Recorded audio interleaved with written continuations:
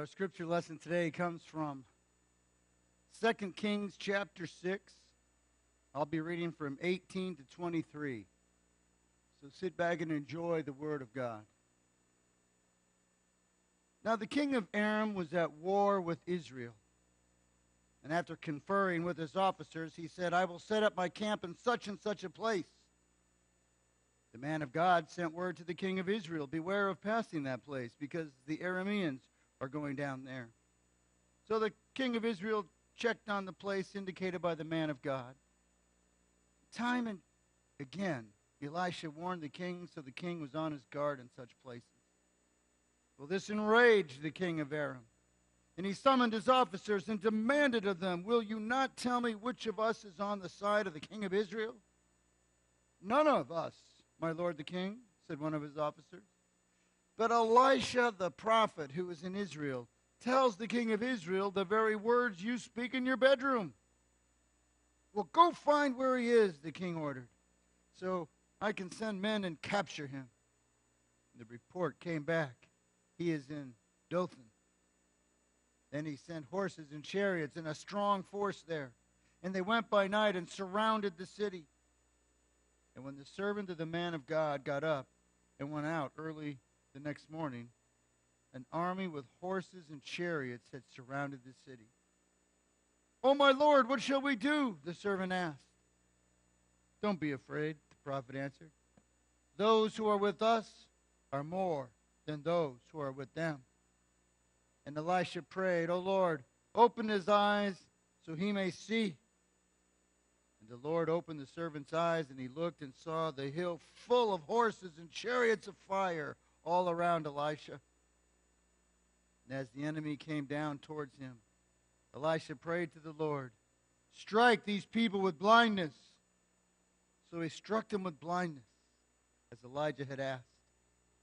And Elisha told them, this is not the road, and this is not the city. Follow me. I will lead you to the man you are looking for. And he led them to Samaria. And after they entered the city, Elisha said, Lord, open the eyes of these men so they can see. And the Lord opened their eyes, and they looked, and there they were, inside Samaria. And when the king of Israel saw this, he asked Elisha, shall I kill them, my father? Shall I kill them? Do not kill them, he answered. Would you kill men you have captured with your own sword or bow? Set food and water before them, so they may eat and drink, and then go back to their master. So he prepared a great feast for them. And after they had finished eating and drinking, he sent them away, and they returned to their master. So the bands from Aram stopped raiding Israel's territory. This is the word of the Lord. Blinding the enemy? Couldn't be. You know, we've been talking about the miraculous moments of the Bible, and there are few people like Elisha, the prophet, inheriting the mantle from Elijah, who was taken to heaven in a fiery chariot. Elisha carried on his predecessor's supernatural ministry. Like when some heathen teenagers made fun of his bald head and religion, Elisha called out two bears who beat up the youth.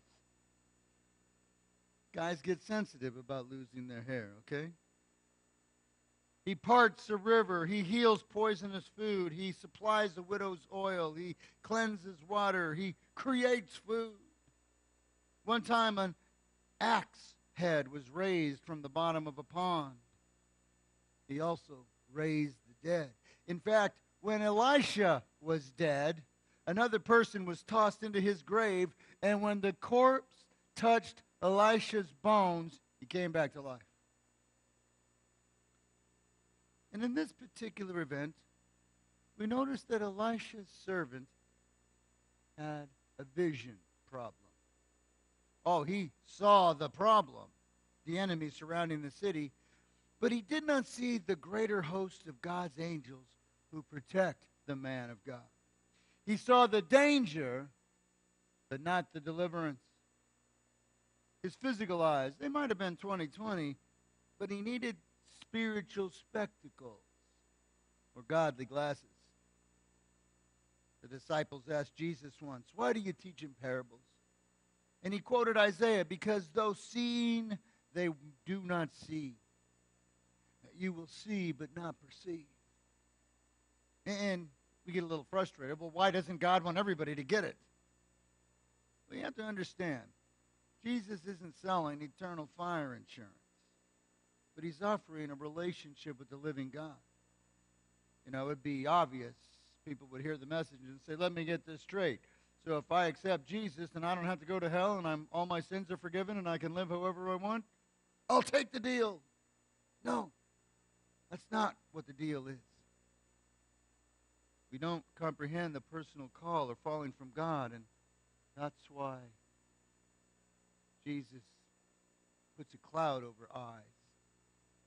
Helen Keller, who was deaf, blind, and dumb, commented that I have walked with people whose eyes are full of light, but who see nothing. They see nothing in the woods or sky. Their soul's voyage through this enchanted world is a barren wasteland. And it's easy to live an empty existence, looking no further than the self. As William Blake stated, "The tree which moves some to tears of joy is in the eyes of others only a green thing which stands in their way." And really, the greatest and wisest people are those who see further and deeper than others. It's been stated that vision is seeing what is invisible to everyone else. And the truest vision is the vision of faith. The world says seeing is believing, but the gospel says believing is seeing. And really, this is a great spiritual world that we've never seen with our physical eyes. Realize we have two sets of eyes. There's the physical and the spiritual. In fact, there's actually a fish called four eyes in South America, and it has large, bulging eyes. And as it cruises in the water, it can see above the waterline and below the waterline at the same time. And really, this is the kind of discerning vision we should have as Christians, while looking out for the needs of those around us, all the while being aware of the attacks of the enemy. We need to have our eyes fixed on Jesus. As the great hymn sings, "Turn your eyes upon Jesus, look full into his wonderful face, and all the things of this earth will grow strangely dim in the light of his glory and grace." I told the folks on Thursday night, a New York ophthalmologist says there are more nearsighted people in New York than in any other city. Why? Because people don't have the opportunity to develop distant vision because they're surrounded by skyscrapers. And I liken that to the way Christians can sometimes be so focused on ourselves that we lose sight of our faith's calling and power. I want you to notice how God, through Elisha, was keeping the king of Israel safe from his enemies. Even though the king was not a God-fearing man, God still cared for him because he cared for his people. And every time the enemy planned to hurt Israel, God would intervene. And I'm going to argue as he does with us. Now, finally, the enemy king had enough, and he wanted to know, who's the traitor in our midst? Well, there was no traitor. Elisha is the problem, because the prophet tells the king of Israel what you say in your bedroom. You have to remember that the Aramean army general Naaman had been healed by Elisha of leprosy. So the Arameans are familiar with the supernatural power of Israel's God. Well, the king of Aram wants to put a stop to God getting in the way of his plans to attack Israel, and so he sends out soldiers and surrounds the city that Elisha's in. He was in Dothan, which incidentally was the place where Joseph had been sold by his brothers into slavery to Egypt. And Elisha's servant wakes up. He sees the Aramean army and he panics. Kind of like the way we do when our frightful enemies emerge. A relationship problem, a career issue, a health scare, a financial fear. I want to say, if you are not one of those who sees your problems as a reason to rejoice, well, guess what? You're normal. Between 1875 and 1883, there was a professional thief that steered fear and epitomized the dangers of life on the frontier. He was famous from San Francisco to New York. He terrorized the Wells Fargo stage line for 13 years, stealing bags from 29 different stagecoach crews. He was so feared, he didn't even have to fire a shot. A hood hid his face. No victim ever saw him. No sheriff could track his tail. He was Black Bart, a hooded bandit that brought intimidating, paralyzing fear to the West. Kind of sounds like one of our enemies, one still riding the trails of life. And we know him, though we've never seen his face. He shows up in hospitals, in job interviews. He lures us into trading our integrity for popularity. He convinces us to keep silent when we should have said something. He's the one who whispers into our ear, no one really cares about you. The Black Bart of our soul, who steals our peace and joy in life. He robs us of our hope for tomorrow. His name? Fear. Fear of death, fear of failure, fear of defeat, fear of rejection, fear of being alone, fear of God. And he knows if he can rattle us enough, we won't try to scale the peaks of life or the depths of our faith. In fact, all he has to do is rattle us enough, and we'll settle for a dull, drab, safe existence in the flatlands, content to be another hound in the dog-eat-dog world. Well, Elisha's servant, he was so focused on the Syrian army, he couldn't see the chariots of fire. And you need to know, in the Bible, chariots are symbols of God's power. In Habakkuk 3:8, did you rage against the sea when you rode with your horses and your victorious chariots? Psalm 68:17, the chariots of God are tens of thousands of thousands. And really, Elisha's servant represents those who concentrate so much on our problems and obstacles that we don't see the power of God. For instance, do you see the chariots of God when facing surgery? Do we confidently trust in God when we've been slandered unjustly? When we're down to our last dollar, do we believe God will somehow provide for us? You see, when we focus on our problems, we're blind to God's presence, protection, and provision. And friends, there's a difference between the omnipresence of God and the special presence of God as a father to his children. You need to know, the Bible says God fills the universe. But one little girl answered the question, why is there only one God? With, because his presence fills every place and there's no room for any other. Here, Psalm 139. Wherever you are, God is. And see, Elisha lived in God's presence. That's why when surrounded by the enemy, it looked like his fate was sealed, but there was no terror or panic. With confidence, he tells his servants, do not fear. Those who are with us are more than those who are with them. Kind of like when Paul wrote to the Roman Christians, if God is for us, who could be against us?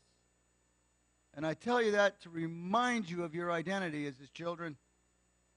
And understand, this isn't because Elisha is an optimist, okay? No, the circumstances did not change, but the object of his vision changed. And Elisha's servant, it illustrates that God's own people, we don't practice the presence of God in times of stress. I mean, he believed in God, but when put to the test, he panicked rather than trusted. What shall we do? Isn't that what we always say? Worries about our business, our health, our kids, they weigh us down with fears when Jesus is saying, I am with you always. You know, there was an ocean liner that left a British port during World War II, and it headed for the United States. This is a problem because enemy ships were all over the Atlantic. And the captain was given secret directions, charting the route with these instructions: keep straight on this course, turn aside for nothing. Well, they were only out a few days out under the sea, and they spotted some Nazi cruisers. And they sent a coded message: enemy cruiser sighted, what should we do? And the message came back: keep straight. Well, obeying the direction, the captain kept the liner on course and safely reached its port.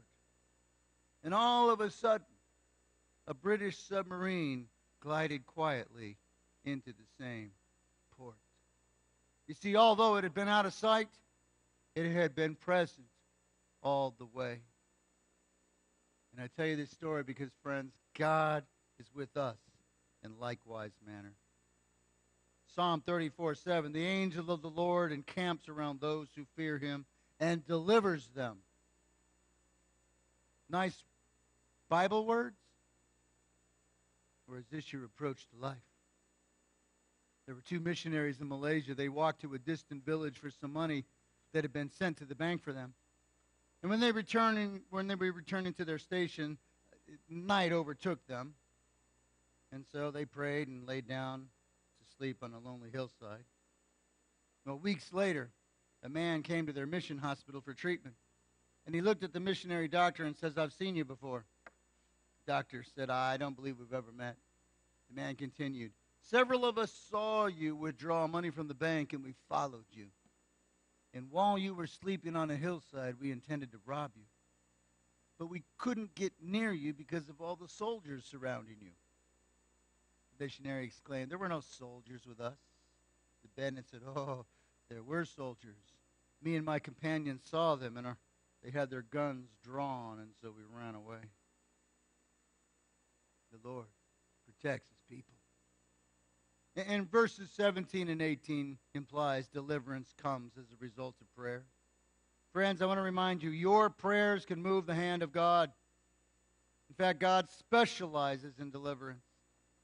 Elisha prayed for God's enemies to be blinded, and the entire army was blinded. It reminds me of 2 Corinthians 4:4. The God of this world has blinded the minds of the unbelievers. And that's why Jesus came to correct our spiritual vision. Luke 4:18, the Spirit of the Lord is upon me, because he's anointed me to preach the gospel to the poor, to heal the brokenhearted, preach deliverance to the captives, and give sight to the blind. You and me, we ought not to be blind to the love and power, the concern and interest that God has for us. And whatever fear you have right now that grips you, you need to look at it with spiritual spectacles. Because the fact is, the hills are full of chariots of fire, and the arm of God that protected Elisha is available for us. The challenge is 2 Corinthians 4:18. We fix our eyes not on what is seen, but what is unseen. And let's be honest, while it's normal to get nervous about our circumstances, God's inviting us to be abnormal. Not to live in the natural, but the supernatural. Greater is he that is in you than he that is in the world. Do you believe this? I mean, so many of us are scared of what the devil can do.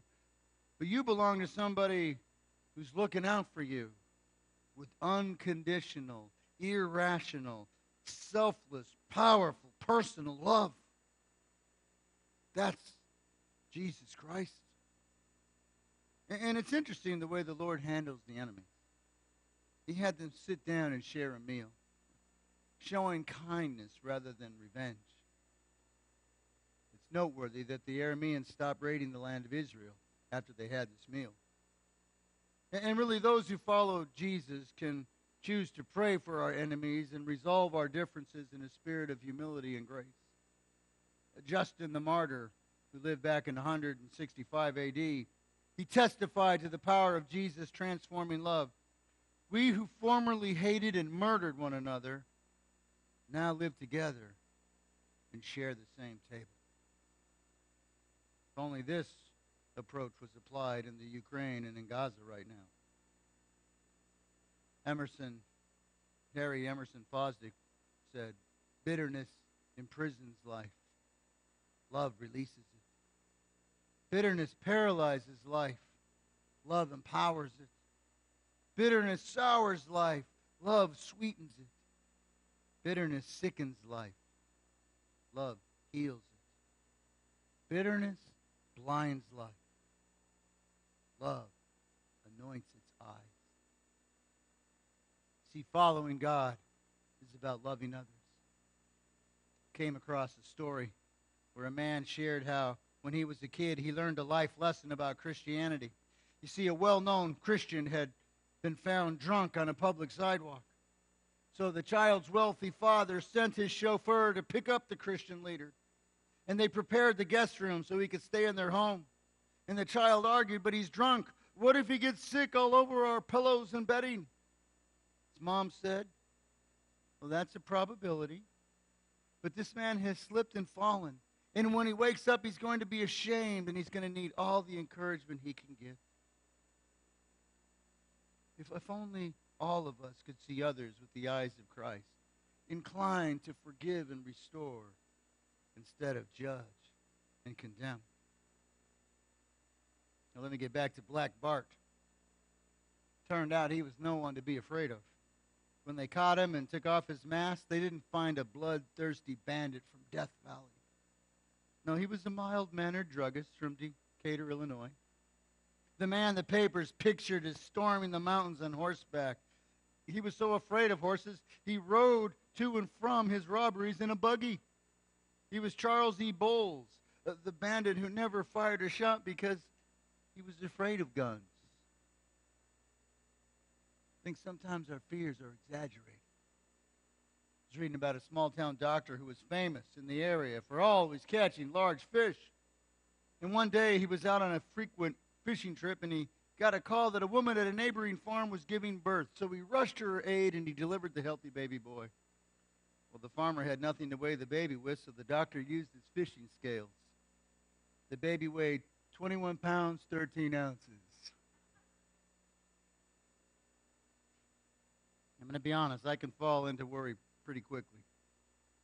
I'll give you an example. My wife will say, "Where's the checkbook?" And immediately, my mind goes into worry mode. Did it get dropped in public? And now someone unscrupulous has found it and is depleting our funds? And then when they get done emptying our account, they're going to see our address, and then they're going to come and do a home invasion. And then, I'm going to have to get in a fight with this guy, and then he's going to pull out a gun, and then my wife says, "Oh, here it is. Never mind." The blood pressure, the heart stress, all the other maladies that come with worry. Maybe instead of worrying, we should embrace Romans 8:32.